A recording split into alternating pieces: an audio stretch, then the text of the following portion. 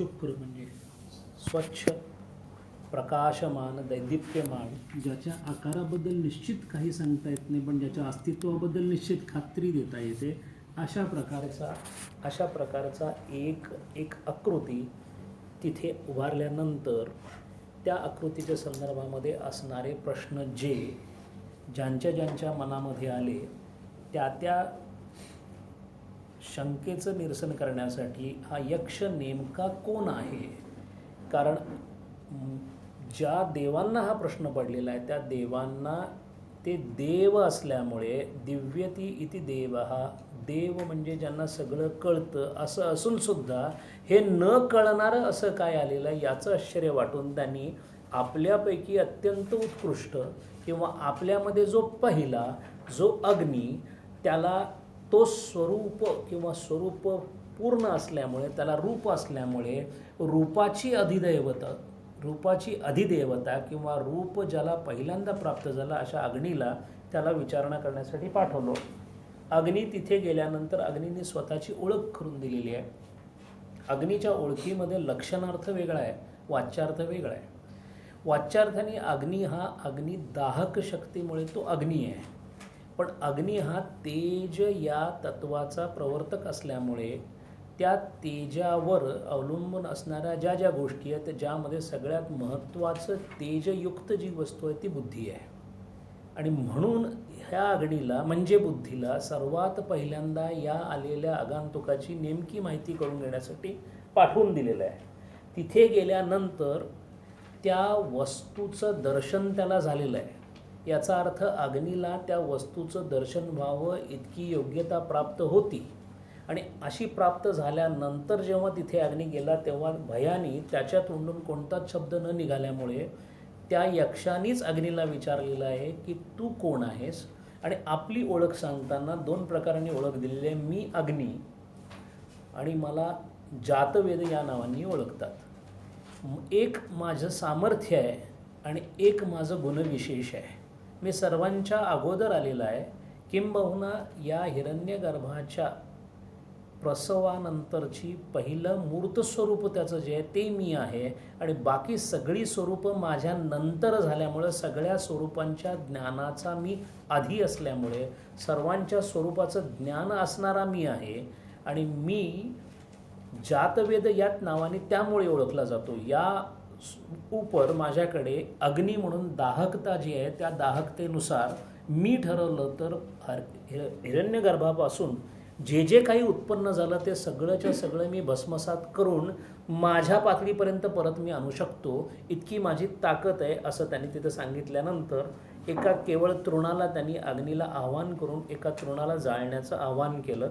आणि ते त्याला न जमल्यामुळे अग्नी परत आला आणि त्यांनी आपल्या सगळ्या देवांना सांगितले की माझ्याच्यानी शर्मिनी तो म्हणाला की हे होणं शक्य नाही. जेव्हा अग्नी हे करू शकली नाही तेव्हा तिथे आता वायूला पाठवण्याचं ठरवलं. आणि वायूसुद्धा तिथे गेल्यानंतर वायूने आपली ओळख करून दिलेली आहे. तो म्हणतो मला वायू म्हणतात आणि मला वायू म्हणतात आणि मला वान असं सुद्धा म्हणतात. आपण तिथेपर्यंत मला वाटते मागच्या वेळेला पोहोचलेलो होतो. वायू पण नव्हता आलो, अग्नीचंच झालं होतं. अग्नीचं झालं होतं. हां, अग्नी आपण पूर्ण केला होता ना. हो. ठीक.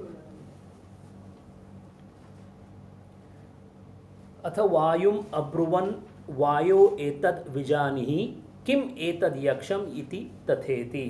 त्यानंतर त्या देवतांनी वायूस सांगितले, हे वायू तू माहिती कर. एतद् विजानीहि किम एतद् यक्षम, हा यक्ष कोण आहे इति. तो म्हणाला ठीक तथेति. तद अभि अद्रवतम अभ्यवदत को आसिति वायुर, असं म्हणून तो तिथपर्यंत पोचला. अद्रवत म्हणजे द्रव, म्हणजे आपल्याकडे आपण लिक्विड म्हणजे द्रव असं समजतो, पण द्रवणे म्हणजे पुढे जाणे असा त्याचा अर्थ आहे. तद अद्रवतम अभ्यवदत को आसिती, तो त्याच्याजवळ केला. पण अग्नी घाबरून काहीच विचारू शकला नसल्यामुळे याची साधारण तशीच अवस्था होईल असं ओळखून यक्षानेच प्रश्न केला, को आसिती, कोण आहेस तू. आणि वायूने उत्तर दिलेलं आहे, वायुर्वा अहम. तो वायू अहम असं म्हणत नाही, तो वायुर्वा अहम म्हणतो. याचा अर्थ आम्हाला डॉक्टर जाधव म्हणून ओळखतात. अशी ओळख करून दिल्याची गरज. मी डॉक्टर जाधव नव्हे, आम्हाला डॉक्टर जाधव म्हणून ओळखतात. वायुर्वा म्हणजे तोच मी, ज्याला प्रसिद्ध असे सगळे लोक वायू असं म्हणतात. असं म्हणून तो म्हणतो वायुर्वा अहम अस्मि इति ब्रवीन. आणि तिथंच थांबलेला नाही, मातरिश्वा वा अहम अस्मि इति, मला मातरिश्व म्हणून सुद्धा ओळखलं जातं. मातरी म्हणजे अंतरिक्ष आणि मातरिश्व म्हणजे यह शयती मातरिन इति मातारिश्व, जो अंतराळामध्ये किंवा अंतरिक्षामध्ये वास करतो तो मातारिश्व. याचं कारण असं आहे, दोन प्रकाराने वायूचं अस्तित्व आहे. एक वायूचं अस्तित्व शरीराच्या बाहेरचं आहे आणि एक वायूचं अस्तित्व शरीराच्या आतलं आहे. म्हणजे आतला वायू प्राण या संज्ञेमध्ये आपल्या सगळ्या गोष्टींचं चलनवलन करतो. तोच वायू ऋताचं चलन करण्यासाठी पंचमहाभूतांच्या स्वरूपामध्ये अंतरिक्षाची देवता म्हणून सुद्धा वास करतो. त्यामुळे त्याच्याकडे दोन्ही काम आहेत. तस्मिन असं त्वयी किम वीर्यम इति अपिदम. तेव्हा यक्ष म्हणाला की असं सगळं जरी असलं, तुला दोन नावाने जरी ओळखत असेल तरी सुद्धा किम वीर्यम इति, तुझं सामर्थ्य काय.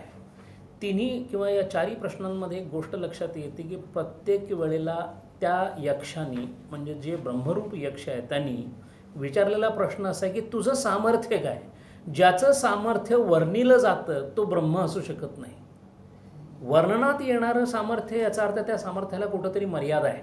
कारण सामर्थ्य तरतम भावांनी ओळखलं जातं आणि ज्याचं सामर्थ्य तरतम भावाच्याही पलीकडे आहे असं सामर्थ्य असणारा तो असल्यामुळे, आणि याचाच अर्थ जेव्हा एखाद्याचं सामर्थ्य सीमित असेल तेव्हा त्याचं अस्तित्वही सीमितच असेल.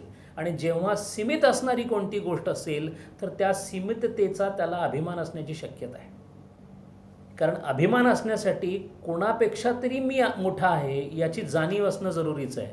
म्हणून माझी सीमा, ज्या सीमेने मी सीमित आहे ती फार विस्तीर्ण आहे, बाकी माझ्यापेक्षा लहान सीमेने सीमित आहेत असं झाली तरी सुद्धा अभिमान येऊ शकतो. पण ब्रह्म हे असीमित असल्यामुळे त्याच्याकडे कोणत्याही प्रकारच्या अभिमानाचा मागमूस सुद्धा नाही. किंबहुना स्वतःकडे असणाऱ्या सीमितपणाचा सुद्धा किंवा सामर्थ्याचा जो अहंकार आहे तो ज्या वेळेला जाईल त्याच वेळेला त्याची सीमा असीम झालेली असेल.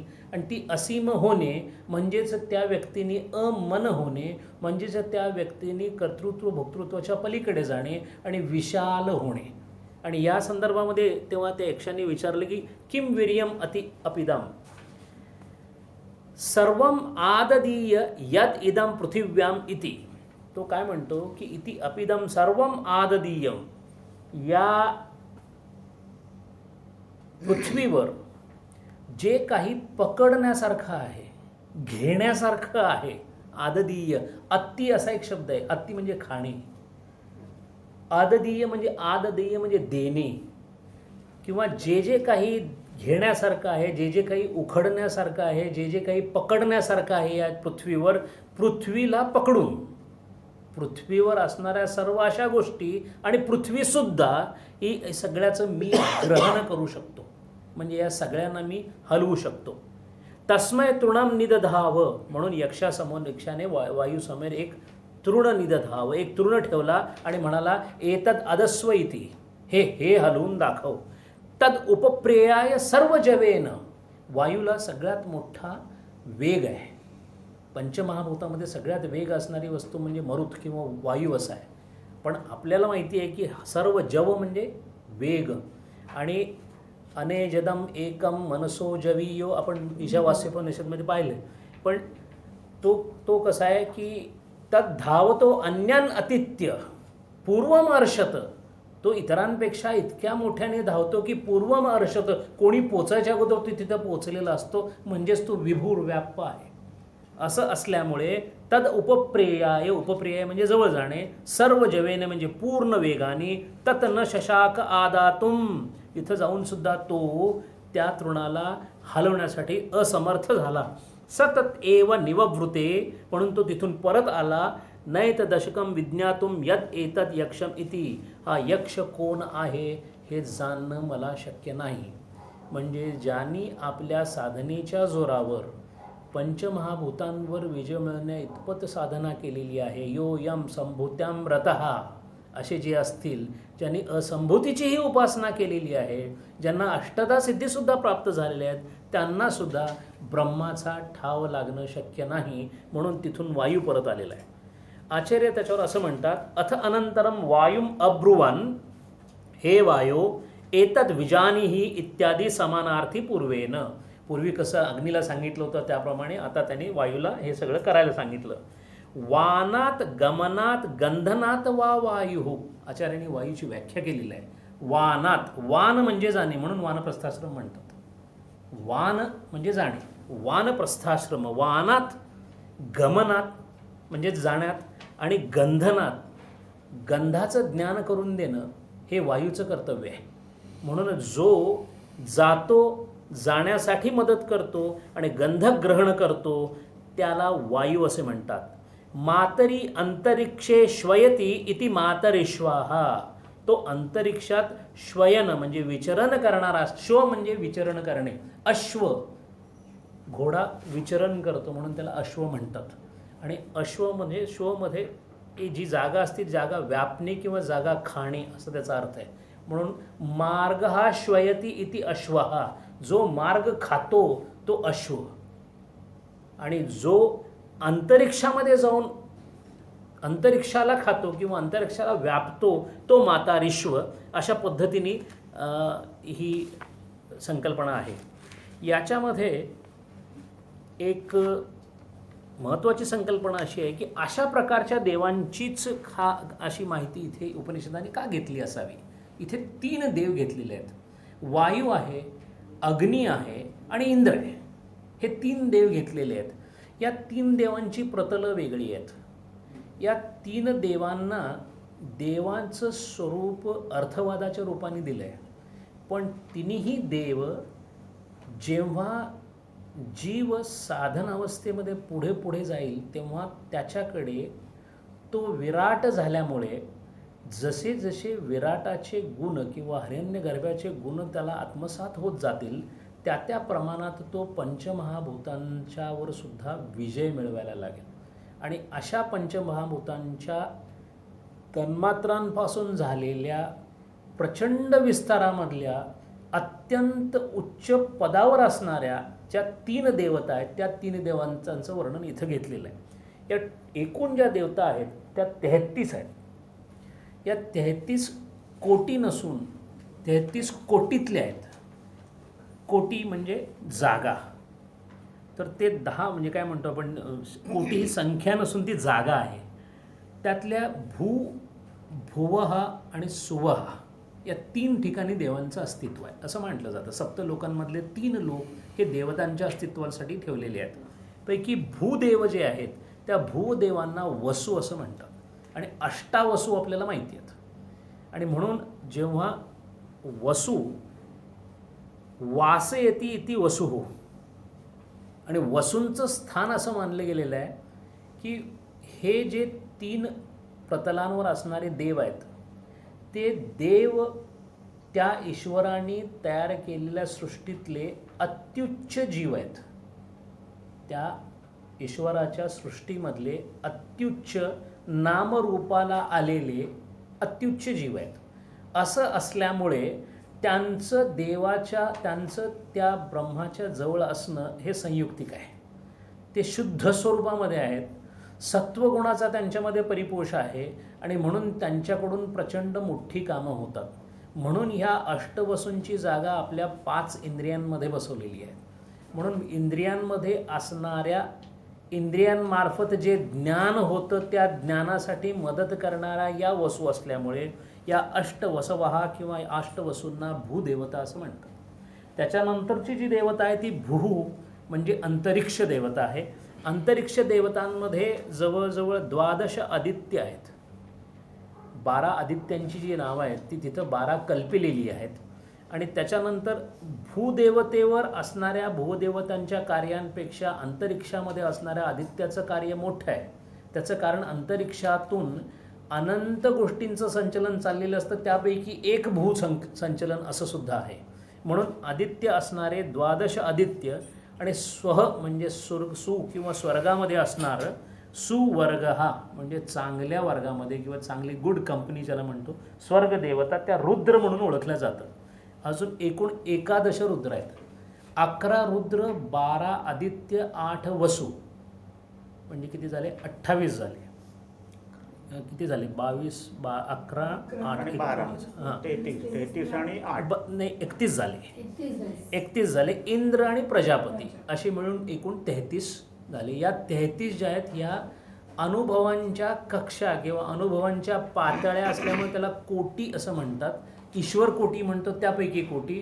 कोटी म्हणजे संख्या नव्हे, म्हणून 33 कोटी असे देव संकल्पित केलेले असल्यामुळे या संकल्पित केलेल्या देवांमधला एक भूमधला देव जो अग्नी, एक अंतरिक्षातला देव जो वायू आणि एक सुमधला उत्तम देव जो इंद्र, असे 3 इथं उपनिषदांनी विचारामध्ये घेतलेले आहेत.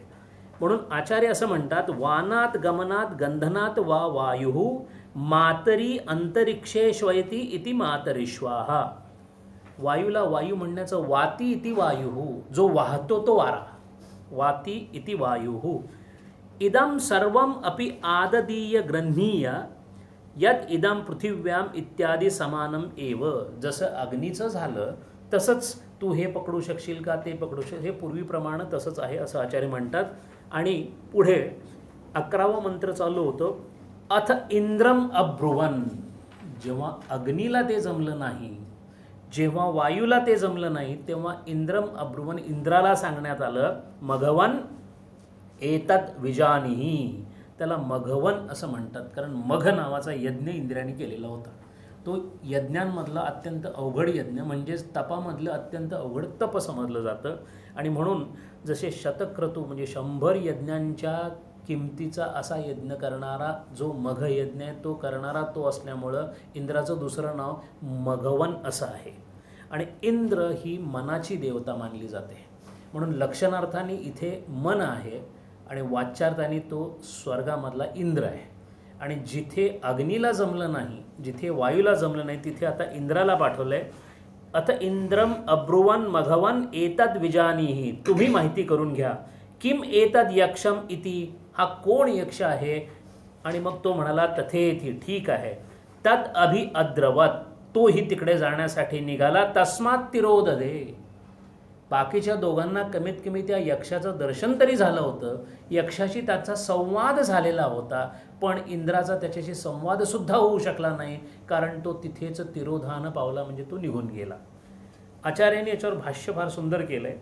अथ इंद्रम अब्रुवन मघवन एतद विजानीहि इत्यादी पूर्ववत. पूर्वीप्रमाणेच इंद्र तिथे सांगितल्यामुळे त्याचा पत्ता किंवा त्याची चौकशी करण्यासाठी गेला. इंद्र हा परमेश्वरो मघवा बलत्वात. इंद्र अर्थात परमेश्वर. आता इथे सरळ सरळ ब्रह्म आणि परमेश्वर यांना एकामेकाच्या समोर उपनिषदांनी आणलेलं आहे. म्हणजे परमेश्वराची किंवा ईश्वराची नियंता म्हणून असणारी सृष्टीमधली जी स्थिती आहे, त्या स्थितीच्या तुलनेमध्ये ब्रह्मप्राप्ती किती अवघड आहे किंवा किती वेगळी आहे हे सांगण्यासाठी आचार्य म्हणतात, इंद्र अर्थात इंद्र हा परमेश्वरो मघवा बलत्वात तथेती तत् अभ्यद्रवत. जो बलवान असल्यामुळे ज्याला मघवा म्हटलं जातं, असा मघवा इंद्र तिथे गेला. तस्मात इंद्रात आत्मसमीपम गतात. तिथे इंद्र आत्मसमीप म्हणजे तिथे गेल्या गेल्या तद ब्रह्म तिरोधदे तिरोभूतम. तिथल्या तिथे तो अंतर्धान पावला. ते ब्रह्म किंवा तो यक्ष अंतर्धान पावला. इंद्रस्य इंद्रत्व अभिमान हा अतितरा. इंद्राचा इंद्रपदाचा जो अतितर अभिमान आहे, अभिमान हा अतितर हा निराकर्तव्य इत्यतः संवाद मात्रम अपि न आदाय. म्हणून त्याला संवाद सुद्धा ब्रह्माने त्याच्याशी केलेला नाही आहे. कशासाठी? अतितर अभिमान निराकर्तव्य. निराकरोत आपण शांती मंत्रात पण पाहतो. निराकरण करणे म्हणजे घालवणे. कारणासहित कार्याची विलय करणे याला निराकरण करणे असं म्हणतात. म्हणून असा तप करणारा जो इंद्र, म्हणजेच असा तप करणारा जो जीव किंवा असं तप करणारं जे मन आहे, त्या मनाची शेवटची पायरी म्हणजे त्याचं स्वतःचा अहंकार किंवा अहंभाव त्याने विसरणे. असा हा अहंभाव तो न विसरल्यामुळे त्याचा अतितर असणारा अभिमान घालवावा असं अनुग्रहापोटी वाटल्यामुळे ब्रह्म तिरोधान पावलं. आणि हा जो अभिमान आहे त्या अभिमानाला महत्त्व देऊन हे पूर्ण यक्ष उपाख्यान त्याच्यावर आहे. कारण केलेल्या साधनेमधल्या सगळ्या साधनांच्या सगळ्या गोष्टी उपासनेमध्ये साध्य होऊ शकतील, पण अहम नावाचा जो प्रकरण आहे किंवा जिथे शेवटची पायरी आहे, जिथे अहमला संपवायचं आहे, त्या घडीला ते अत्यंत अवघड असल्यामुळे त्याचं वर्णन इथं असं केलेलं आहे. पुढे 12व्या मंत्रात ते असं म्हणतात, सह तस्मिन एव आकाशे. तो इंद्र, सह तस्मिन एव आकाशे, तो इंद्र ज्या आकाशात होता. लक्षणार्थाने हा मंत्र आचार्यांनी वेगळ्या पद्धतीने समजावून सांगितलं आहे. इंद्र यक्षाला पाहण्यासाठी आकाशातच गेलेला आहे, कारण यक्ष आकाशात आलेला आहे. हा आकाश नेमकं कोणतं याच्यावर बऱ्याच ठिकाणमध्ये आचार्यांनी सांगितलं, या आकाशाला चिदाकाश असं म्हणतात. याचा अर्थ इंद्र आपल्या ध्यानामध्ये चिदाकाशामध्येच होता. याचा अर्थ यक्षाचं संवाद आणि दर्शन हे दोन्हीही चिदाकाशात झालेलं आहे. आणि चिदाकाशात स्वतःचं अस्तित्व सूक्ष्म अंतःकरण वृत्तीने पाहणं, याचाच अर्थ त्यांनी आपल्या मनाचा निग्रह केलेलाच आहे. सगळेच्या सगळे साधन चतुष्टातून पूर्ण पुढं गेलेले आहेत. अत्यंत शेवटच्या निरोपधिक उपाधिरहित अशा ब्रह्मापर्यंत पोचण्याचे ध्यान लावण्यासाठी एका ध्यानस्थ परिस्थितीमध्ये स तस्मिन एव आकाशे, तो त्या आकाशामध्ये चिदाकाशात असल्यामुळं अजूनही ब्रह्माची दर्शन आणि ब्रह्मीभूत हे दोन्हीही न झाल्यामुळे, जे सहसा एक समयावच्छेदे होतं ते न झाल्यामुळे इंद्र जरी तो तिरोधान पावलेला असला तरीही चिदाकाशातून इतर दोघांप्रमाणे परत आलेला नाही. त्यांनी तिथंच राहून ध्यान केलेलं आहे. आणि तिथंच राहून ध्यान केल्यामुळे सह तस्मिन एव आकाशे, त्याच आकाशामध्ये चिदाकाशामध्ये स्त्रियम आजगाम, एक स्त्री अवतरित झालेली आहे. स्त्रियम आजगाम. कशी होती ही स्त्रिय? बहुशोभमानाम, अत्यंत शोभनीय. उमाम हैमवती, तिचं नाव उमा असं आहे आणि ती हैमवती आहे. हैमवती म्हणजे ती सुवर्णांनी नटलेली आहे. किंबहुना ती हिमपर्वताची कन्या असल्यामुळे सुद्धा ती हेमवती आहे. उमाम हेमवतीम तांग होवाच. तांग होवाच म्हणजे प्रसिद्ध असलेली. आपण कठोपनिषदामध्ये हे पाहिलं होतं. तांग होवाच म्हणजे असं ऐकण्यात आहे, असं ऐकिवातलं आहे, असं सगळ्यांना सर्वश्रुत आहे. प्रसिद्धी द्योतनार्थ तांग होवाच. अशी प्रसिद्ध असलेली उमा हैमवती बहुशोभनीय इंद्राला त्याच्या त्या चिदाकाशामध्ये म्हणजे ध्यानावस्थेमध्ये एका स्त्री स्वरूपामध्ये दिसलेली आहे. किम एतद यक्षम इति. आणि मग तिलाच त्यांनी विचारलेलं आहे, हा यक्ष कोण होता? आचार्य त्याच्यावर असं म्हणतात, तद यक्षम यस्मिन आकाशे आकाश प्रदेशे आत्मानं दर्शयित्वा तिरोभूतम इंद्रश्च ब्रह्मणः तिरोदन काले यस्मिन आकाशे आसीत् स इंद्रः तस्मिन् एव आकाशे तस्थौ किम तद यक्षम इति ध्यायन्. तो यक्ष ज्या आकाशात अवतरित झाला होता, तद यक्ष यस्मिन अवकाशे आकाश प्रदेशे आत्मानं दर्शयित्वा, जिथे त्या यक्षानं स्वतःचं दर्शन दिलं होतं आणि तिथेच तो अंतर्धान पावला. तिरोभूतम इंद्रश्च ब्रह्मणः तिरोधन काले, त्याच्या त्या अंतर्धान पावण्याच्या काळामध्ये यस्मिन आकाशे आसीत् स इंद्रः, तो इंद्र त्या आकाशातच तस्मिन आकाशे तस्थौ किम तद यक्षम इति ध्यायन. तो त्याच आकाशामध्ये म्हणजे त्याच ध्यानावस्थेमध्ये ध्यानामधून बाहेर न येता हा यक्ष आणि त्याचं स्वरूप म्हणजे ब्रह्म आणि ब्रह्माची प्राप्ती याबद्दलचं परत ध्यान करण्यासाठी तो तिथेच थांबून राहिला. न निववृत्ते अग्न्यादिवत, अग्निप्रमाणे तो परत आला नाही. तस्य इंद्रस्य यक्षे भक्ती बुद्ध्वा विद्या उमारूपिणी प्रादुर्भूत स्त्रीरूपा. तस्य इंद्रस्य यक्षे भक्ती बुद्ध्वा, त्या इंद्राची यक्षाबद्दलची भक्ती पाहून म्हणजे ब्रह्मप्राप्तीबद्दलचं त्याचं तपस पाहून, ब्रह्मप्राप्तीबद्दलची त्याची कळकळ पाहून, तस्य इंद्रस्य यक्षे भक्ती बुद्ध्वा विद्या उमा रूपिणी प्रादुर्भत स्त्री रूपा. एक स्त्री रूप घेऊन उमा तिथे स्त्री रूपाने, आणि उमा कोण आहे? विद्या उमा रूपिणी, ब्रह्मविद्येला उमेचं उपमा दिलेली आहे.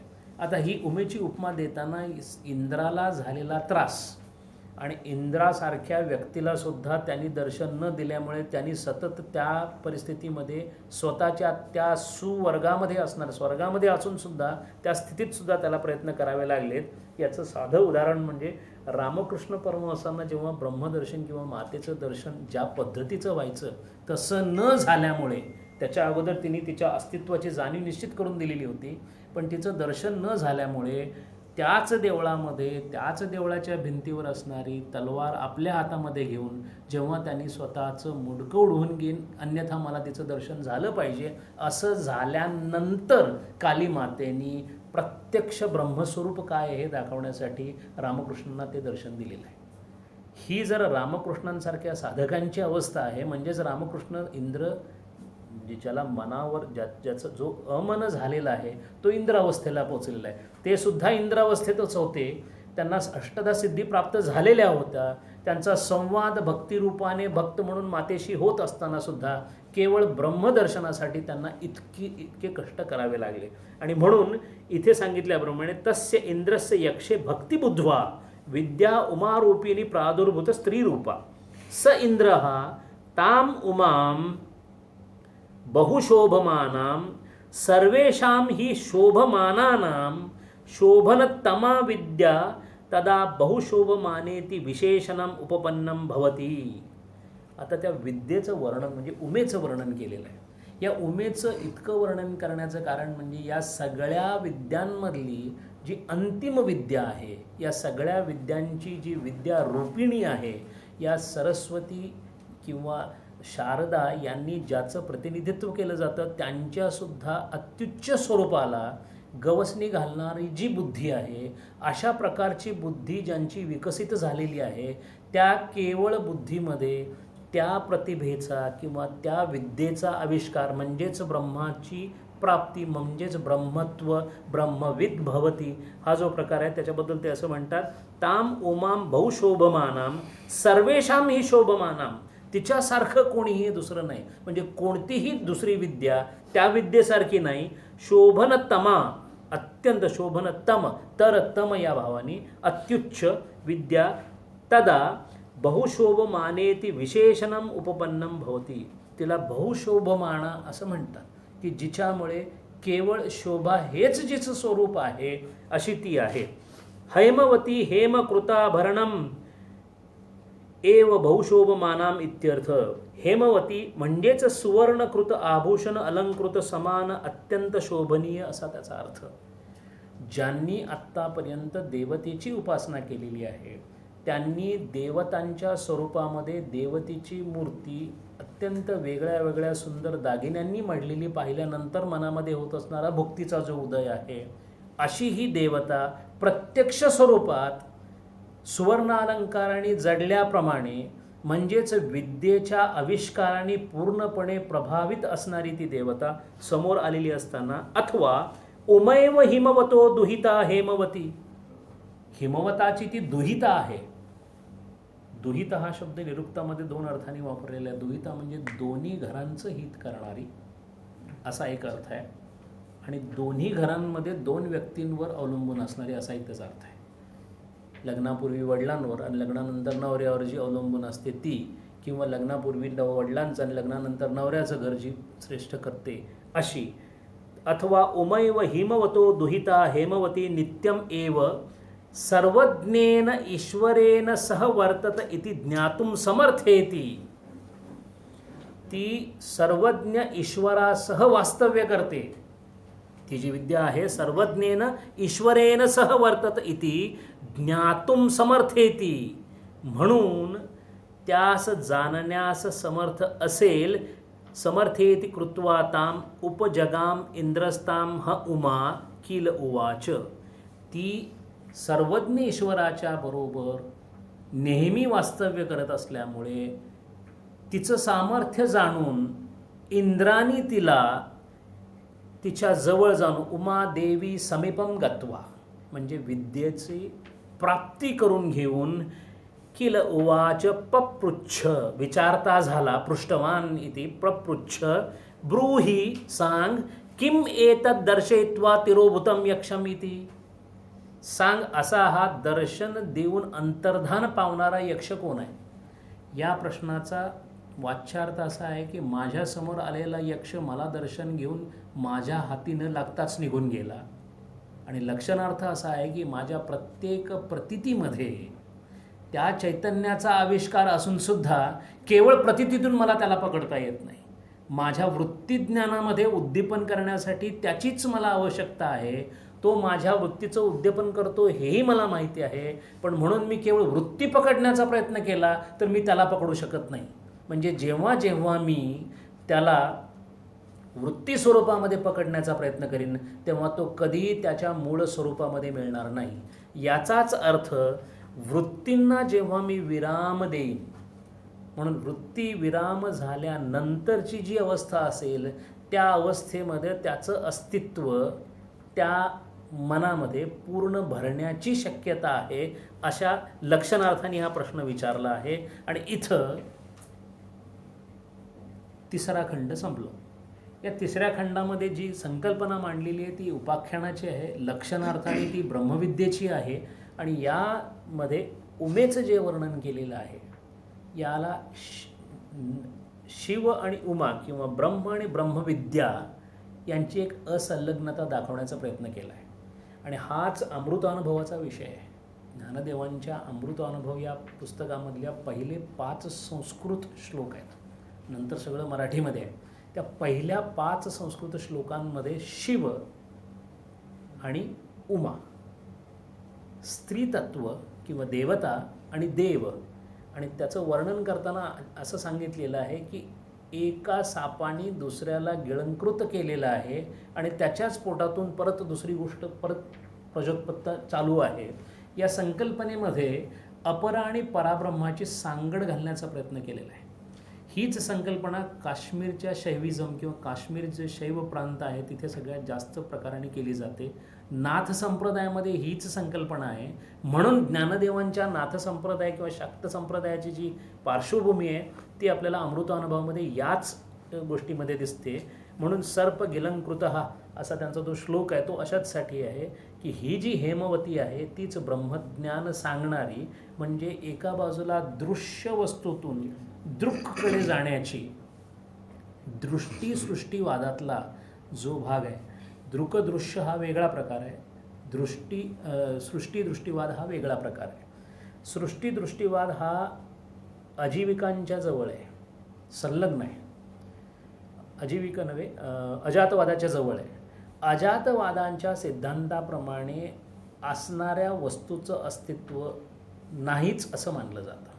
म्हणजे हे जग नाही, हे झालेलंच नाही असा अजातवादाचा सिद्धांत आहे.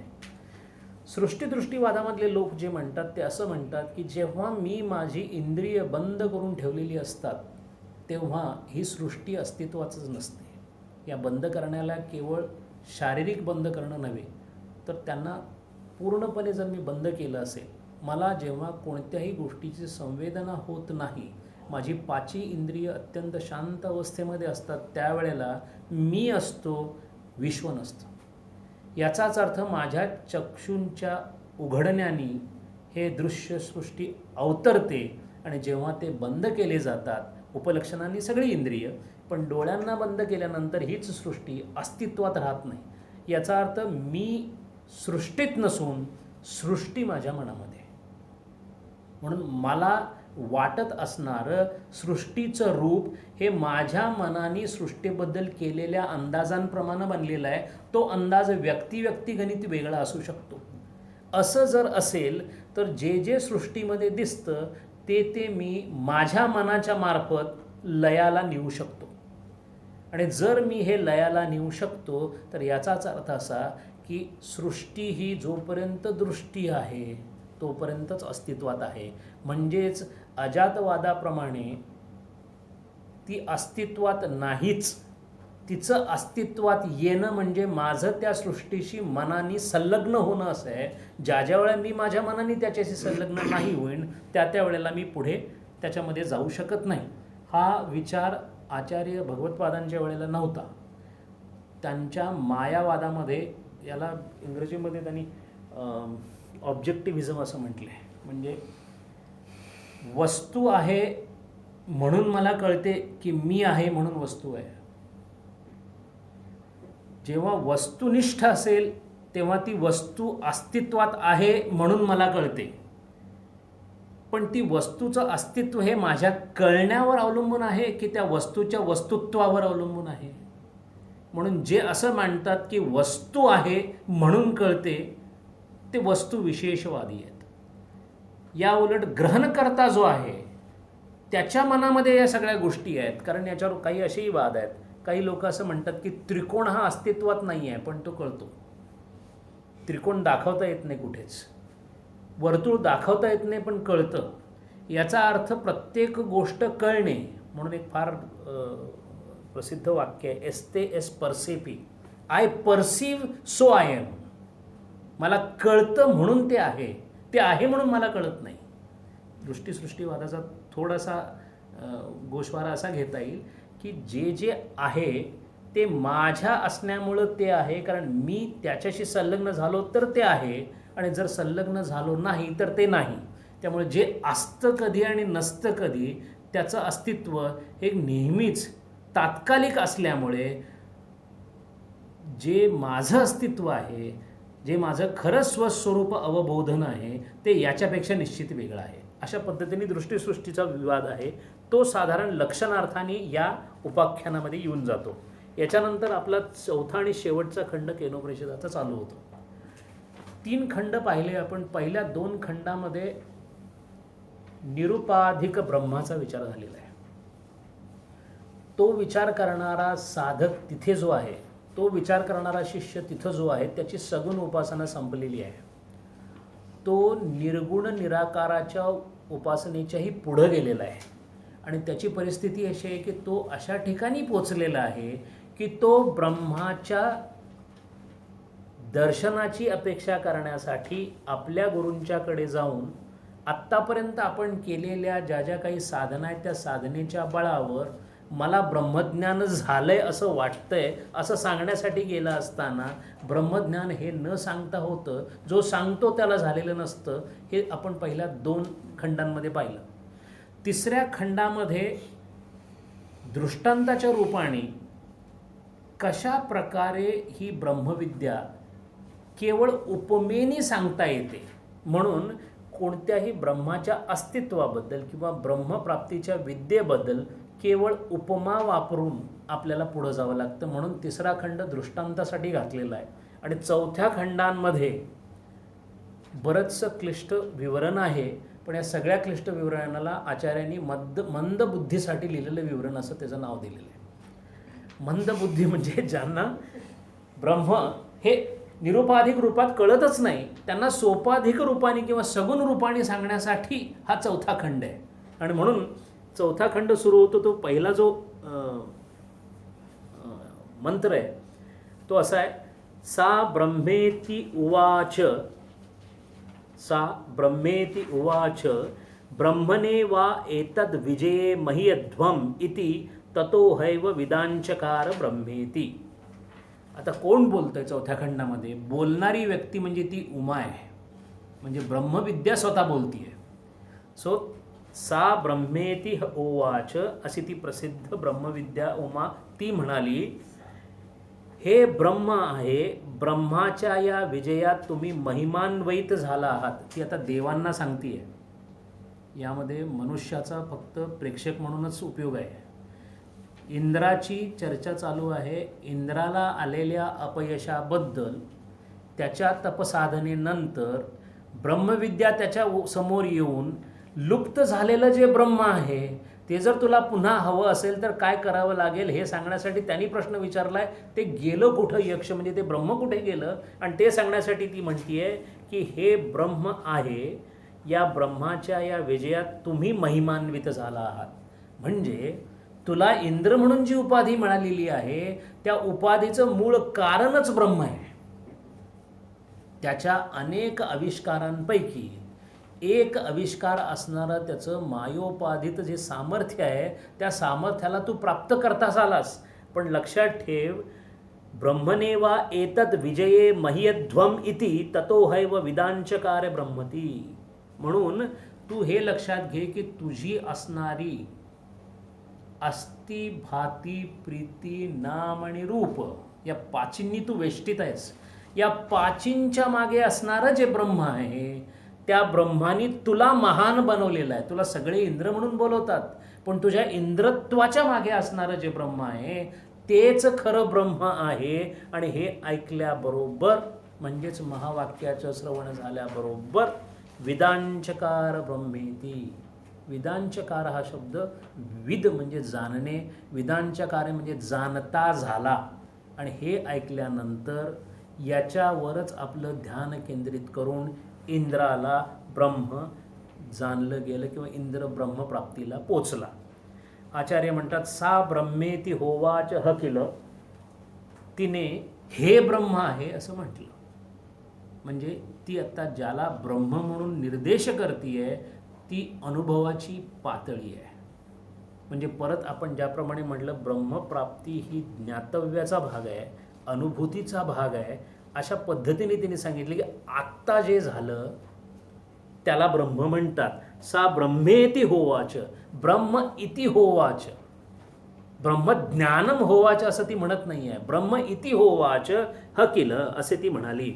ब्रह्मणो वै ईश्वरस्यैव विजये, ब्रह्मच ईश्वरस्यैव विजये. ईश्वराचा जो जो विजय आहे तो ब्रह्माचाच विजय आहे. ईश्वरस्यैव विजये. आता हे सगळं देवाला, इंद्राला, ईश्वराला, परमेश्वराला सांगण्याचं कारण म्हणजे परमेश्वर नावाच्या उपाधीपर्यंत जो साधक पोचलेला असेल, ज्याला ईश्वर शक्ती प्राप्त झालेल्या असतील, म्हणजेच अष्टदा सिद्धी जे त्याचं वैभव आहे, त्याची श्री आहे, त्याची प्राप्ती झालेल्या साधकाला सुद्धा ब्रह्मविद्येसाठी, ब्रह्मप्राप्तीसाठी अडखळायला होतं. आणि म्हणून ती तिथं असं म्हणते की ब्रह्मणो वै ईश्वरस्यैव विजये, ईश्वरेन एव जिताः असुराः. ईश्वरांनी असुरांना जिंकले होते, ते सुद्धा त्याच्या कृपेने जिंकले होते. आता इथे असणारा ईश्वर किंवा देव म्हणजे असुर, या दोन प्रवृत्ती आहेत. साधनेच्या काळामध्ये माझ्यावर असणाऱ्या ज्या ज्या दुष्ट प्रवृत्ती आहेत त्या कुप्रवृत्तींना, त्या असुरांना माझ्यातल्याच ईश्वरांनी मदत करून किंवा माझ्या साधनेच्या पोटी त्या सगळ्या असुरांना मी जे निरस्त केलं, ते निरस्त करण्यासाठी लागणारी जी साधना होती त्या साधनेच्या मागे सुद्धा ब्रह्मच होतं असं सांगण्याचा प्रयत्न आहे इथे.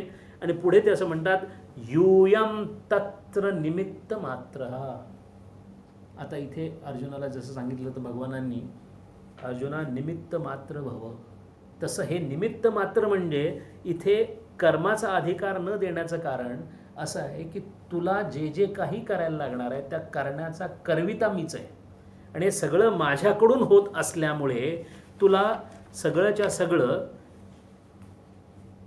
इथे एक संकल्पना पण अशी आहे, असुर आणि देव अशी संकल्पना आहे. ती संकल्पना मुळात अशी मांडलेली आहे. परत तिथे आता अर्थवाद आहे, पुराण आहे, अर्थवाद आहे आणि लक्षणार्थ आहे. ऋषी आहेत कश्यप.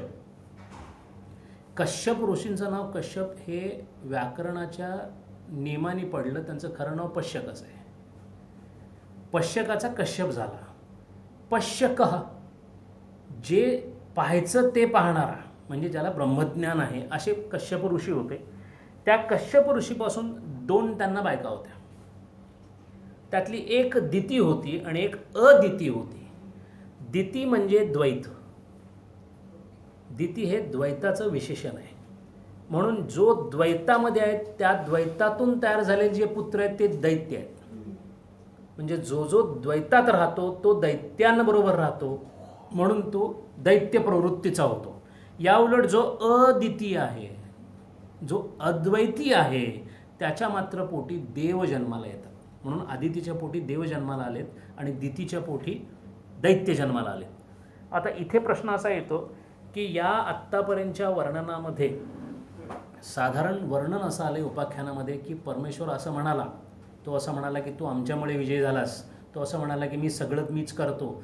असं करता करता आनंदगिरी महाराजांनी एक छोटासा त्याच्यामध्ये प्रवाद असा काढला की चुकून वाचता वाचता असं वाटायला नको की सगळंच त्यांनी करायचं आणि मगच होत असेल तर मग आम्ही काय करायचं. आणि मग इथे जो वाद येतो तो नियतिवाद आणि स्वेच्छावाद असे दोन वाद आहेत. नियतीवर भरोसा ठेवायचा, सगळं तोच करणार असेल तर मग माझ्या साधनेला अर्थ काय. जेव्हा त्याचा अनुग्रह होईल तेव्हाच होणार असेल तर मग मी काही करायचं की नाही करायचं असं विचारणारा कोण आहे. ज्याचं साधन चतुष्ट संपूर्ण झालेलं आहे तो आहे. साधन चतुष्टाच्या पूर्णतेनंतर त्यांनी पुढे साधनेला गती द्यावी की न देता फक्त थांबावं, ती गती मिळेल अशी इच्छा धरावी की फक्त नियतीप्रमाणे ते होईल असं थांबावं. पण त्याचं उत्तर देताना आनंदगिरी स्वतःच असं म्हणतात, शास्त्र अनर्थक्यम यदि नियतिवाद सत्य अस्ति चेत. जर नियतिवाद सत्य असता तर शास्त्राला अनर्थक्य आलं असतं, मग शास्त्र कोणी वाचलंच नसतं किंवा शास्त्र लिहिण्याची गरज पडली नसती. त्यात एवढंच म्हटलं असतं की असं असं कारण सोडून द्या, असेल तर होईल नसेल तर होणार नाही. म्हणून फलम इति नियतः न तु कर्मः. फलम इति नियतः, नियतिवादाप्रमाणे फलाची व्यवस्था आहे, न तु कर्मः. म्हणून आज मी जिथे असेन ती माझ्या कर्माच्या फलस्वरूपाची उपेक्षा असेल. त्या कर्मफलाच्या अपेक्षेने मला आत्ता जे काय, मला स्त्रीचा जन्म मिळाला असेल, मला पुरुषाचा जन्म, हे माझ्याच मागच्या विगत कर्मानुसार जरी झालेलं असेल तरीसुद्धा आत्ता माझ्या हातामध्ये असणारं कर्म हे नेहमीच माझ्या हातामध्ये राहील. जर जे काही माझ्या हातामधून होईल त्याचं फल मात्र माझ्या हातामध्ये असणार नाही. म्हणून फलम इति नियता न तु कर्मः. आणि म्हणून हे सगळंच्या सगळं जे फल आणि कर्म या पद्धतीने आपण जे पाहतो, यामध्ये सुद्धा त्यांनी दोन प्रकारच्या सत्तांचा मात्र उल्लेख केलेला आहे. की व्यावहारिक सत्तेमध्ये व्यवहार म्हणजे ट्रान्झॅक्शन, देणे घेणे या प्रकरणामध्ये जे कर्मामध्ये मोडतं तिथले नियम पारमार्थिक सत्तेमध्ये मांडले जात नाहीत. याचा अर्थ ज्यांनी साधन चतुष्ट पार केलेलं आहे, जे व्यावहारिक सत्तेच्या पुढं गेलेले आहेत, त्यांना पारमार्थिक सत्तेमध्ये आपल्या प्रयत्नांना नेटाने पुढं न्यावं लागतं. पण कोणत्या प्रयत्नांना काय मिळेल असं कर्माच्या नियमाने जसं सांगता येतं तसं सांगता येत नाही. म्हणून तिथे होत असणाऱ्या फलप्राप्तीला अनुग्रह असं म्हणतात, इथे होत असणाऱ्या प्राप्तीला फलप्राप्ती असं म्हणतात. म्हणून तो अनुग्रह आहे आणि म्हणून अनुग्रहाची याचना ही तिथं केली जाते. इथं अनुग्रहाची याचना न करता जे फल आलेलं आहे ते सोसण्याची ताकद व्हावी अशी प्रार्थना करावी लागते. कारण हे टाळता येत नाही, तिथे किती केव्हा कसं मिळेल हे सांगता येत नाही. म्हणून अशा दोन वेगळ्या वेगळ्या सत्ता तिथं. म्हणून सो यूयम निमित्त मात्र. आता इथं जे निमित्त मात्र म्हटलं आहे ते त्या अनुग्रहाच्या स्वरूपाने म्हटलेलं आहे. म्हणून यूयम निमित्त मात्र हा निमित्त मात्र भव अर्जुन हा याच्या मागचा एवढा मोठा विचार त्या मंत्राच्या मागे आहे. पुढे ते असं म्हणतात, तस्य एव विजये यूयम महीयध्व महिमान प्राप्नुथ. तुझ्या विजयामध्ये तुम्हास महानता ब्रह्मामुळेच मिळालेली आहे. एतद इति क्रिया विशेषणार्थम. एतद नावाचा शब्द इथे आलेला आहे. एतद विजये असं मंत्रामध्ये शब्द आहे. एतद हा विजय या विशेषणाला सहाय्य करणार असल्यामुळे त्याला क्रिया विशेषण असं घ्यावं असं आचार्य म्हणतात. मिथ्या अभिमान अस्तु युष्माकम. मिथ्या अभिमान अस्तु युष्माकम. तुमचा म्हणजे देवांचा अभिमान हा मिथ्या अभिमान आहे. का मिथ्या अभिमान आहे? अस्माकम एव अयम विजय, हा आमचा विजय आहे असं तुम्हाला वाटतं. अस्माकम एव अयम महिमा इति, हा आमचा महिमा आहे असं तुम्हाला वाटतं. पण हे मिथ्या ज्ञान आहे. वाच्यार्थाने देवांना ब्रह्मदेवांनी मिथ्याभिमानाबद्दल बोध केलेला आहे. लक्षणार्थाने जर देवांची अवस्था अशी असेल तर माझ्याशी होत असलेल्या ज्या ज्या घटना आहेत त्या घटनांच्या मागे त्यांनी नियत केलेल्या कोणत्या तरी नियमानुसार हे घडत आहे यावर श्रद्धा बसावी. आणि अशी श्रद्धा शास्त्रामध्ये सांगितलेली असल्यामुळे शास्त्रस्य गुरुवाक्यस्य या दोन्हीमध्ये श्रद्धा असणं, पण स्वस्वरूप अवबोधेन स्वतःच्या स्वरूपाच्या अवबोधनासाठी शास्त्रामध्ये आणि गुरुवाक्यामध्ये केलेली भिस्त किंवा भर किंवा फेत म्हणजे श्रद्धा, अशा पद्धतीने जर पाहिलं ततः तस्मात् उमावाक्यात ह एव विदांचकार ब्रह्मेति इंद्र अवधारणात ततो हैव इति न स्वातंत्र्येण. इथे एक महत्त्वाची गोष्ट सांगितलेली आहे. इंद्राला ब्रह्माची प्राप्ती झाली असा मंत्र सांगतो. आचार्य असं म्हणतात ततः तस्मात् उमावाक्यात, त्याला कशामुळे झाली? गुरुमंत्राने झाली. इथे परत गुरुमध्ये येत आहेत. इथे उमा म्हणजे ब्रह्मज्ञान आहे आणि ब्रह्मज्ञान म्हणजेच गुरु, म्हणून केवळ ब्रह्मज्ञानच हे करू शकतं. आणि म्हणून न स्वातंत्र्येन, त्यांनी ते वाक्य ऐकलं आणि मग त्याच्यावर ह्यांनी स्वतः विचार केला म्हणून ब्रह्मप्राप्ती झाली असं होत नाही.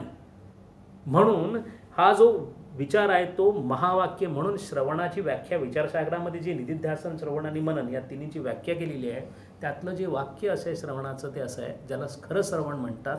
आपाततः हा श्रवण म्हणून आहे ते. त्या श्रवणामध्ये गेल्या कैक जन्मामध्ये अत्यंत पुण्यवान होऊन ज्यांनी साधन चतुष्टाचा पूर्ण अभ्यास केलेला आहे असा साधन चतुष्टयुक्त साधक जेव्हा आपल्या कृपा आशीर्वादाने गुरूंच्या सानिध्यात जातो आणि जेव्हा आपल्या वृत्तीरहित अवस्थेमध्ये, पूर्ण निरुद्ध मन अवस्थेमध्ये आपल्याच कानाने आपल्याच गुरुच्या मुखातून तत्वमसी हा शब्द ऐकतो, त्या क्षणीच त्याला ब्रह्माचं ज्ञान होतं. त्याला श्रवण म्हणतात, असं श्रवणाची व्याख्या. आणि अशा प्रकारचं श्रवण जे आहे ते ह्या उमेनी यांना दिल्यामुळे इंद्राला ती प्राप्ती झाली. यस्मात् अग्नि वायु इंद्रा एते देवा ब्रह्मणः संवाद दर्शन आदिना सामिप्यम उपगतः. आणि म्हणून ज्या ज्या लोकांनी सगुण पूजेपासून निर्गुण पूजेकडे जाण्याचा प्रयत्न केला, जे निराकाराच्या ध्यानामध्ये मार्गक्रमकर्ते झाले, असे जे जे आहेत त्यांचा ब्रह्माशी संवाद होतो. प्राप्ती होते असं म्हटलेलं नाही की ते ब्रह्ममय होतात असं नाही. म्हणून अग्नी वायू इत्यादी ज्या देवता आहेत त्या ब्रह्माच्या समीप आहेत, पण ब्रह्म एव ब्रह्मभूत नाहीत. आणि म्हणून ते असं म्हणतात की याच कारणामुळे अग्नी वायू इंद्र या देवता ब्रह्माच्या संवाद व दर्शनासाठी त्याच्या समीप गेलेल्या आहेत. दुसरा मंत्र त्या खंडातला असं सांगतो, तस्मात् वै एते देवा अतितराम इव अन्यान देवान यद अग्नि वायु इंद्रः ते येनत नेधिष्टम पस्पृश्यते ही एनत प्रथमो विदांचकार ब्रह्म इति, असा मंत्र येतो. हे जे देव आहेत कोणते? अग्नी, वायू आणि इंद्र, हे तीन देव इतर देवांच्या पेक्षा फार उच्च समजले जातात. असं का हे सांगण्यासाठी हा मंत्र आहे. तस्मात् वै एते देवा अतितराम इव अन्यान देवान, इतर देवांपेक्षा अतितर आहेत, हे इतर देवांपेक्षा उच्च झाले. कारण अग्नि वायू इंद्र हा ते येनत नेधिष्टम पस्पृश्यते, त्यांनी ब्रह्मास समीपस्थ होऊन स्पर्श केलेला आहे. त्यांना ब्रह्मीभूत म्हटलेलं नाही आहे, कारण कठोपनिषदाप्रमाणे याची प्राप्तीसुद्धा नचिकेतानं नाकारलेली आहे. पण देवांमध्ये जे स्वर्गामध्ये राहतात, स्वर्गाचं पूर्ण वर्णन आपण कठोपनिषदात पाहिलेलं आहे. ते कसे असतात, त्यांना कधी वार्धक्य येत नाही वगैरे वगैरे वगैरे. आणि ब्रह्माच्या अंतापर्यंत, ब्रह्माचा जेव्हा त्या युगाचा अंत होत नाही आहे तोपर्यंत असतील, ते सगळं जरी असलं तरीसुद्धा त्या सगळ्या देवांमधले जे तीन श्रेष्ठ देव आहेत ते तीन श्रेष्ठ देव इतर देवतांच्या तुलनेने ब्रह्माच्या समीप होऊन दर्शनार्थ झालेले असल्यामुळे याचाच अर्थ त्या अवस्थेमध्ये जाऊन परत आलेले आहेत. याचा अर्थ असा आहे की निर्विकल्प समाधीमध्ये जेव्हा स्वतःच्या, कारण काकांनी सांगितल्याप्रमाणे समाधीमध्ये जेव्हा सूक्ष्म अंतःकरण वृत्ती जिवंत किंवा जागी असते तेव्हा कुठेतरी या आनंदाचा उपभोग मी घेतोय अशी तुकारामांची अवस्था असल्यामुळे त्यांनी तो अभंग लिहिलेला आहे, आनंदाचे डोही आनंद तरंग. त्याच्यानंतर जेव्हा परिस्थिती अशी आली की आता बोलण्यासारखं काही राहिलं नाही, त्यावेळेला त्यांनी फक्त एवढंच लिहिलं की देवा आता बोलण्यासारखं काही राहिलेलं नाही. म्हणजे एक थोडासा जो पडदा त्याच्यामध्ये आहे त्याच्या वर्णनाच्या संदर्भाने जर पाहिलं तर अग्नी वायू इंद्र यांनी समीपस्थ ब्रह्मास स्पर्श केला. प्रथमो विदांचकार ब्रह्म इति, आणि म्हणून त्यांनीच पहिल्यांदा हे ब्रह्म असे जाणले. त्यांना प्रथम ब्रह्म जाणणारे असं म्हणतात. त्याचं कारण असं आहे, सृष्टीची निर्मिती झाल्यानंतरचे हे देव आहेत. म्हणजे अजूनही सृष्टीमध्ये मानवाची उत्क्रांती व्हायच्या अगोदरच देवांचं अस्तित्व आहे.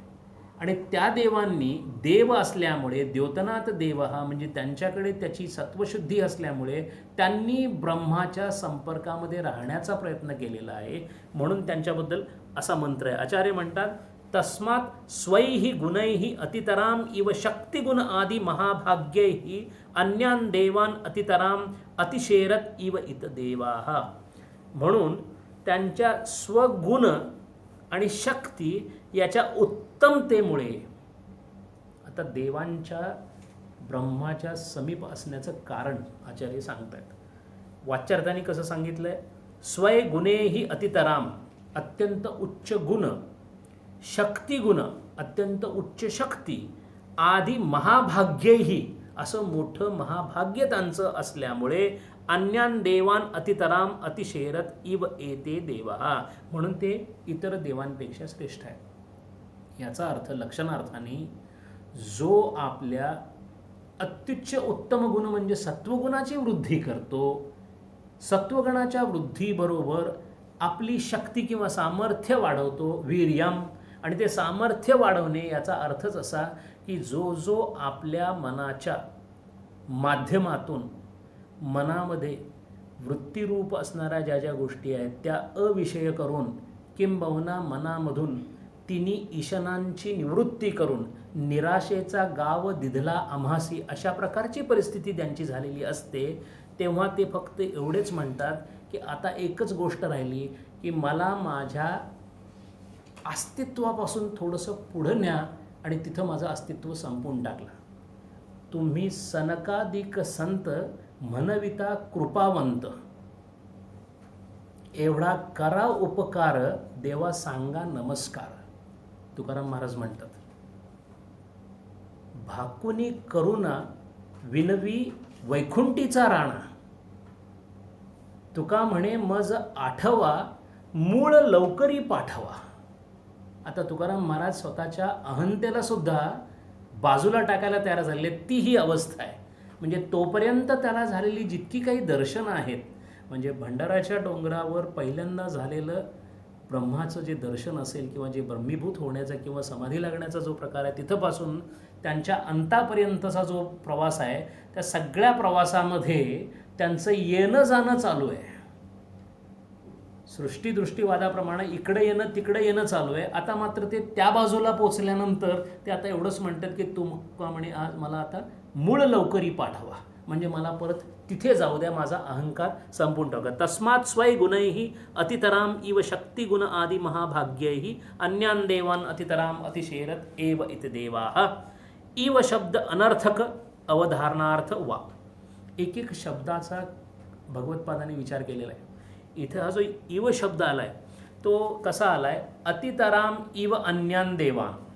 खरं म्हणजे अतितराम म्हणजे अतितर, अन्य देवान एवढं चाललंच असतं. मग इव मध्ये कशासाठी आला? अतितराम इव सगळ्यात उत्तम, आणि इव म्हणजे सारखा. मग सगळ्यात उत्तम सारखा म्हणजे मग दोन कोणतरी असले पाहिजेत. मग काय करायचं या इवचं? तर म्हणून ते सांगतात, म्हणून भाष्याला का महत्त्व दिलं जातं. या इव शब्दाला आनंदगिरी गोपाल येथील सगळ्यांनी असंच मान्य केलेलं की हा इव शब्द एकतर निरर्थक असावा किंवा इव अवधारणात्मक असावा, म्हणजे निश्चयात्मक असावा, पण तो सारखा या अर्थाने घ्यायचा नाही आहे.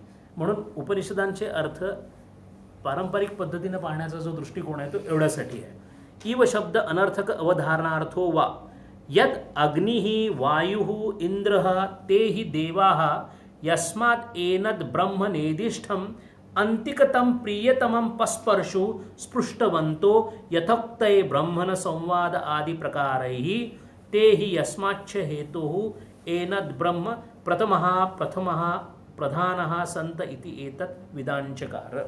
आचार्यांनी थोडंसं त्याच्यावर विस्तार केला आहे की अग्नी वायू आणि इंद्र यांना असं ब्रह्माचा स्पर्श झाला वगैरे असं म्हणण्याचं कारण काय आहे.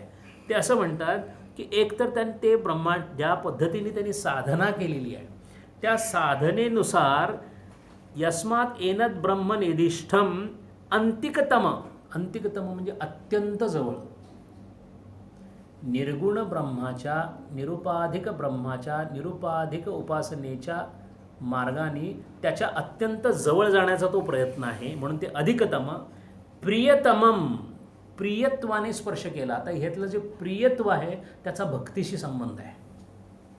भक्तीमध्ये गोडी आहे असं शब्द आहे. रसोवय सहा असं जे म्हटलेलं आहे. प्रश्न असा आहे की ब्रह्मप्राप्तीमध्ये जर अवस्था असेल तर त्या अवस्थेची गोडी लागण्याचं कारण काय? अवस्था आहे पण भक्ती गोड आहे. भक्तीमध्ये मी भक्ती रसात डुंबून गेलो असं म्हणतात. त्याचा आनंद अवर्णनीय असं म्हणतात.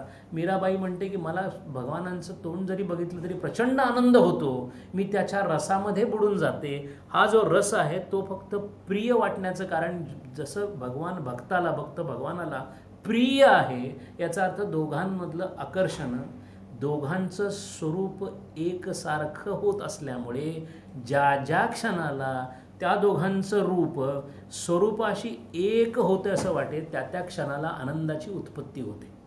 म्हणून सच्चित आनंदमधला जो आनंद भाग आहे तो भक्तीशी असल्यामुळे ज्ञानोत्तर भक्तीमध्ये सुद्धा तो लागतो आणि ज्ञानपूर्व भक्तीमध्ये सुद्धा तो जाणवतो. ज्ञानोत्तर भक्तीमध्ये तर तो असतोच असतो. म्हणून अंतिकतमम प्रियतमम पस्पर्शु स्पृष्टवंतो, अगदी त्याला स्पर्श केल्यासारखं, अगदी त्याला स्पर्श केल्यासारखं स्पृष्टवंतो यथोक्ते ब्रह्मणम संवादे. आणि म्हणून यथोक्त ब्रह्माशी संवाद केल्या आदी प्रकारे तेही यस्माच हेतो एतद ब्रह्म प्रथमः प्रथमाः प्रदानाः संत इति एतद विदांचकार. म्हणून अशा व्यक्तींना, अशा साधकांना ब्रह्माची जाणीव झालेली आहे आणि अशा जाणीवेनंतर एक वेळ अशी येते की ते ब्रह्मीभूतच होऊन जातात. ब्रह्मीभूत झाल्यानंतर या तीन देवता, या प्रथमा आणि प्रदानहा म्हणजे अत्यंत तीव्रतेने, अत्यंत समीपतेने आणि अत्यंत सायुज्यतेने ब्रह्माच्या प्राप्तीला प्राप्त होतात. आणि अशा जाणण्याला, अशा ब्रह्मीभूत होण्याला विदांचकार म्हणजे जाणणे असं म्हटलं जातं. जाणणे या शब्दाचा अर्थ आचार्यांनी अशा पद्धतीने सांगितलं आहे. यस्मात अग्निवायू अपि इंद्र वाक्यात एव विदांच क्रतुः इंद्रेण ही उमा वाक्यात प्रथमं श्रुतं ब्रह्मेति. इंद्र हा सर्व देवांमधला पहिला देव आहे की ज्यांनी उमेकडून म्हणजे त्या ब्रह्मविद्येच्या देवीकडून प्रथमं श्रुतं ब्रह्मेति, उमेच्या वाक्यातून प्रथम ब्रह्म ऐकलं. हे सगळं सांगण्याचा हेतू असा आहे उपनिषदांचा की जोपर्यंत ब्रह्म नावाची वस्तू अस्तित्वात आहे याच्यावरच खात्री आणि माहिती दोन्हीही नसते. म्हणजे ज्याला विपर्यय भावना असं म्हणतात की देह हीच खात्री आहे, ब्रह्म नावाची गोष्ट अस्तित्वातच नाही आहे.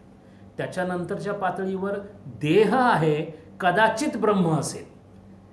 त्याच्यानंतरची पातळी म्हणजे जर ब्रह्म असेल तर ते प्राप्त करण्यासाठी किंवा ज्ञात करण्यासाठी वेदांमध्ये त्याच्याबद्दल काहीतरी लिहिलेलं आहे. वेदांमध्ये जे लिहिलेलं आहे ते ब्रह्म आणि जीव आणि ब्रह्म यांच्या ऐक्याबद्दल लिहिलेलं आहे की भेदाबद्दल लिहिलेलं आहे, त्याला संशय असं म्हणतात. मग प्रमेय संशय आणि प्रमाण संशय अशी दोन संशय मागे लागतात. या संशयांना निवृत्त करण्यासाठी साधना जेव्हा पुढे जाते तेव्हा साधना पुढे गेल्यानंतर जी शेवटची वाक्य ऐकायची आहेत, ज्याला महावाक्य म्हणतो, जी उमेच्या स्वरूपामध्ये इथे उमेने उपदेश केलेला आहे, अशी महावाक्य ऐकणारा पहिला देव, देवांचा देव इंद्र. आणि परत इथे इंद्र म्हणजे लक्षणार्थाने जीव आहे. असा तो जीव पहिल्यांदा हे श्रुतकर्ता झाला किंवा ऐकता झाला. तस्मात् वा इंद्र हा अतितराम इव अन्यान देवान सहि एनत नेदिष्टम पस्पर्शम सह्य एनत प्रथमो विदांचकार ब्रह्म इति. म्हणून इंद्र इतर देवांपेक्षा श्रेष्ठ आहे कारण त्यानेच समीपस्थ ब्रह्मास स्पर्श केला, त्यानेच पहिल्यांदा ब्रह्मास जाणले.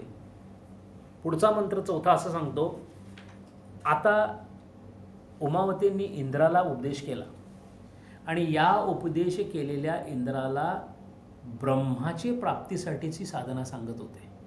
आता प्रश्न असा आहे की ज्यांना त्या प्राप्तीची साधना अजूनपर्यंत करता आलेली नाही, पण ज्यांना त्याची प्राप्तीची इच्छा आहे, अशा लोकांनी काय करायचं त्याच्यासाठी असं सांगितलंय, तस्यैष आदेशो यत एतत् विद्युतो व्यद्युत्तदा इत्येत न्याम निमिष इति अधिदैवतम. आता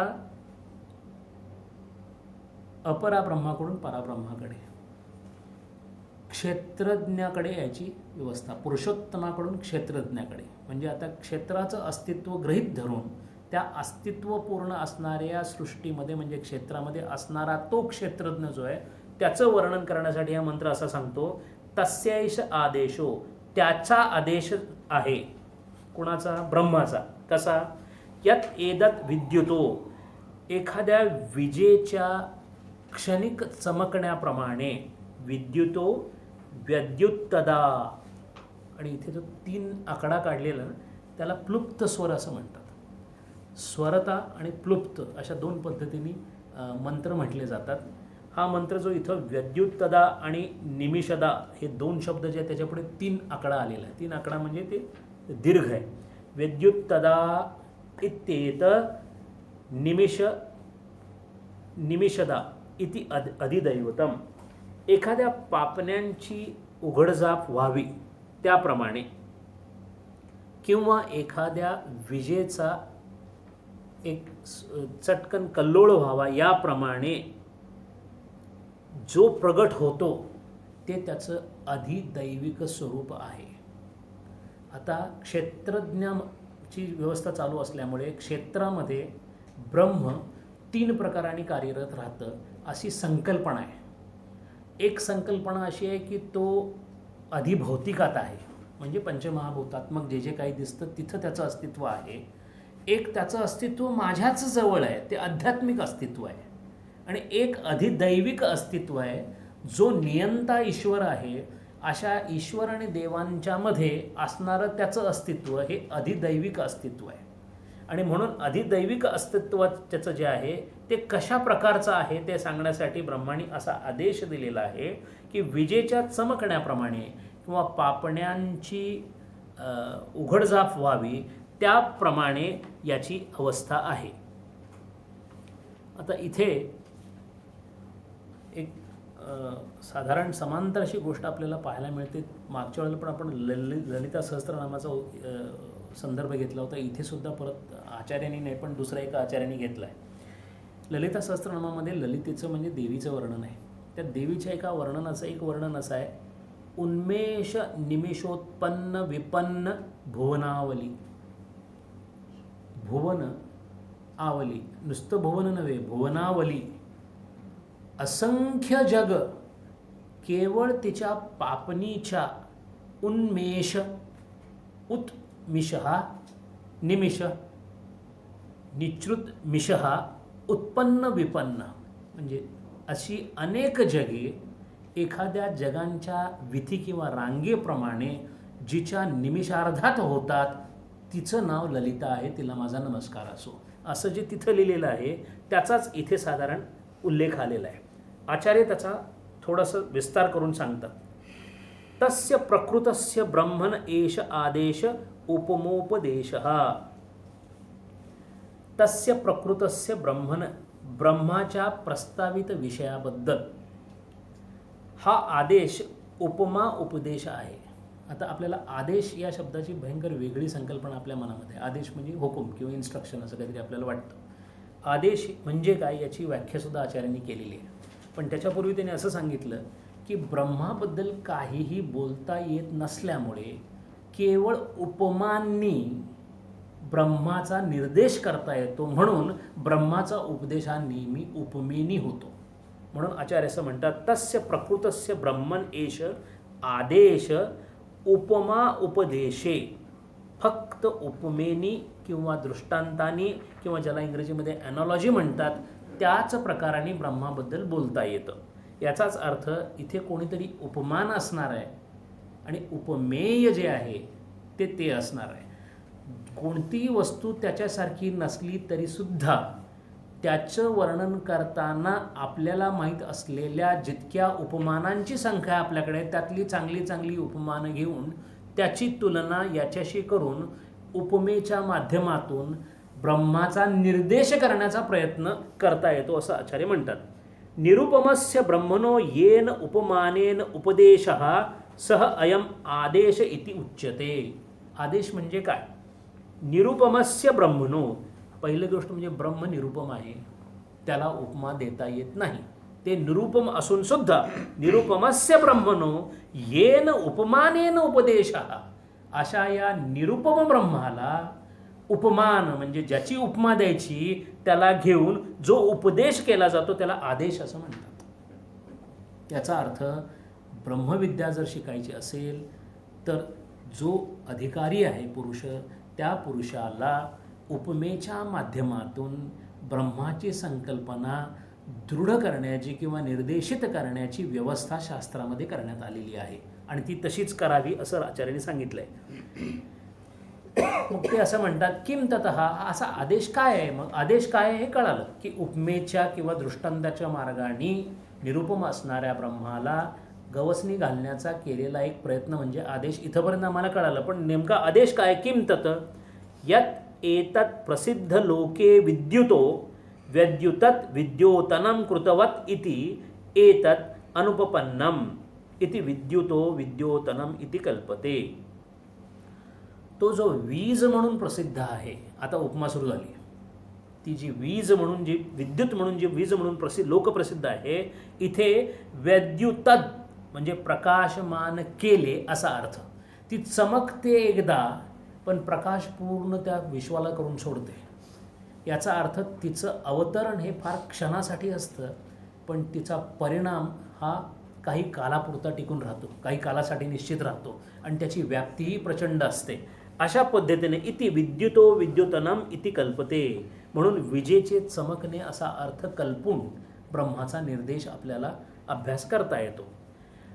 याच्यामध्ये जे क्लुप्त स्वर होता व्यद्युत्तदा असा शब्द होता तो, आणि निमिमिषदा हे दोन शब्द होते, त्याच्यामध्ये तर आ आहे, त्याच्याबद्दल आचार्य सांगतात. आ इति उपमार्थः, आ मोठा लावला असेल, प्लुप्त आ असेल तर याचा अर्थ ही उपमा आहे. म्हणून जेव्हा व्यद्युत्तदा म्हटलं म्हणजे वीज ही उपमा आहे हे कळावं म्हणून म्हटलेलं आहे. विद्युतो विद्योतनम एव इत्यर्थ, विजेच्या चमकण्याप्रमाणे असा त्याचा अर्थ आहे. यथा सत्कृत विद्युतम इति श्रुत्यंतरेच दर्शनात. छांदोग्य बृहदारण्यक उपनिषदामध्ये आणखीन एक असा मंत्रही येऊन गेलेला आहे की यथा सत्कृत विद्युतम. सत्कृत म्हणजे आपल्याला सत्कृत्य माहिती आहे, ते सत्कृत्य हे नव्हे. सत्कृत म्हणजे सत म्हणजे होणे, कृत म्हणजे काहीतरी घडणे, आणि ते एकदाच घडतं. त्याचं कारण ते घडल्यानंतर ते नष्ट होईपर्यंत असतं, त्याच्यानंतर जर काय घडलं तर ते दुसरं घडणं असतं. म्हणून जेव्हा सत्कृत हा शब्द वापरला जातो तेव्हा ते सत्कार्य किंवा ते कारणामुळं झालेलं एक कार्य अशा पद्धतीने त्याच्याकडे पाहिलं जातं. म्हणून यथा सत्कृत विद्युतम, म्हणून प्रत्येक कर्माच्या मागे विद्युतम विजेप्रमाणे जसा वीज क्षणासाठी प्रकाश देऊन जाते, तद्वत डोळ्याची पापणी लवते न लवते तोच ते संपून गेलेलं असतं. तसं प्रत्येक वृत्तीज्ञानामध्ये प्रतीत होताना ते एखाद्या विजेच्या चमकण्याप्रमाणे ते येऊन निघून जातं असा त्याचा अर्थ आहे. आणि ते त्याचं निर्देशक आहे. विद्युत इव ही सकृत आत्मानं दर्शयित्वा तिरोभूत ब्रह्मदेवेभ्य. आणि म्हणून ज्या पद्धतीने परब्रह्म इंद्राच्या समोर तिरोभूत झाले होते, अंतर्धान पावले होते, त्याचा अर्थच असा होता की मी ज्याप्रमाणे तुझ्यासमोर दिसत असता असता तिरोभूत झालो, तद्वत मी परब्रह्म या नात्याने या सर्व माझ्या पराब्रह्मामध्ये अपराब्रह्मामध्ये मी नेहमी या पद्धतीने वास करत असतो. इवई सुकृत आत्मानं दर्शयित्वा तिरोभूत ब्रह्मदेवेभ्यः. अथवा विद्युतः तेजः इति अध्याहार्यम. इथे विद्युत या शब्दापुढे तेज असा अध्याहार करावा असं आचार्यांनी सांगितलेलं आहे. विद्युत तेजः सुकृत विद्योतितवत एव इति अभिप्रायः. विजेप्रमाणे तिच्या तेजाप्रमाणे त्याचं अस्तित्व आहे असं निर्देशित केलं जावं. पुढे असं म्हणतात की एक शब्द आचार्यांनी असा सांगितलेला आहे की आणखीन एक याच्यामध्ये उपदेश वेगळ्या पद्धतीने सांगितलेला आहे. म्हणून ते असं म्हणतात अयमच अपरहा तस्य आदेशः. या आदेशाचा आणखीन एक अर्थ आहे. कोणता आहे? को असो न्यमिमीषद यथा चक्षुहि नमिमीषद निमेषं कृतवत स्वार्थे नीच उपमार्थ एव आकारः. संस्कृतमध्ये नीच नावाचा प्रत्यय आहे. बाणमधला न आहे. न न नव्हे, नीच प्रत्यय आहे. नीच प्रत्यय म्हणजे करोती कारयती, खादती खादयती. खादती म्हणजे स्वतः खातो, खादयती म्हणजे दुसऱ्याला खायला लावतो. करोती म्हणजे स्वतः करतो, कारयती म्हणजे दुसऱ्याला करायला लावतो. याला नीच प्रत्यय म्हणजे स्वार्थी प्रत्यय म्हणतात. स्वार्थी म्हणजे स्वअर्थी. कारती असेल तर स्वतःसाठी करतो तो. आणि इथं ते एवढ्यासाठी सांगतात आचार्य व्याकरणाचा आधार घेऊन की हे जे सगळं सांगितलं आहे हे नीच स्वार्थ प्रत्यय आहे याच्यामध्ये. म्हणजे हे दुसऱ्या कोणाला तरी करायला सांगितलेलं नाही आहे. हे जे जे काही सांगितले ते आत्मप्रकाशनार्थ स्वतः केलेली गोष्ट अशा पद्धतीने ते आहे. चक्षुषो विषयं प्रति प्रकाश तिरोभाव एवंच इत्यर्थ इति अधिदैवतम देवता विषयं ब्रह्मन उपमान दर्शनम.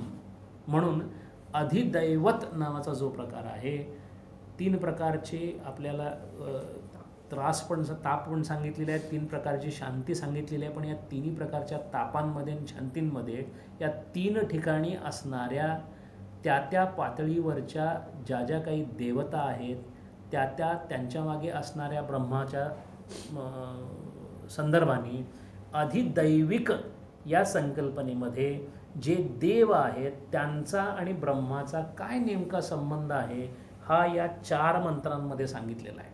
याचा अर्थ जो देवपदाला पोचला म्हणजे ज्यांनी साधन चतुष्टयामधून पुढे आपली उडी मारलेली आहे पण अजूनही ब्रह्मप्राप्तीला प्राप्त झालेला नाही, त्याचे जे काही प्रश्न आहेत ते आत्तापर्यंत चर्चेला घेतले गेले.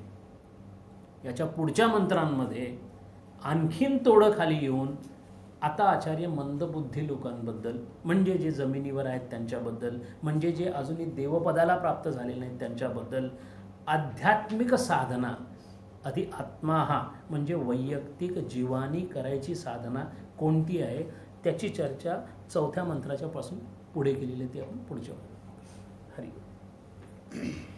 ओम पूर्णमदः पूर्णमिदं पूर्णात् पूर्णमुदच्यते पूर्णस्य पूर्णमादाय पूर्णमेवावशिष्यते. ओम शांति.